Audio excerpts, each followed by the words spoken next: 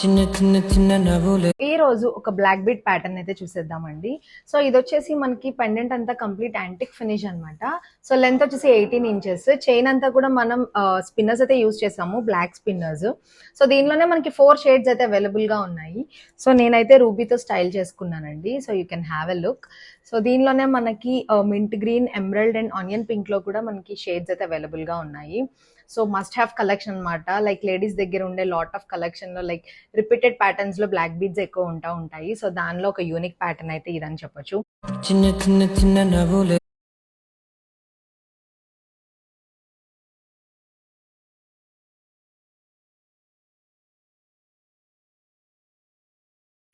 అసలు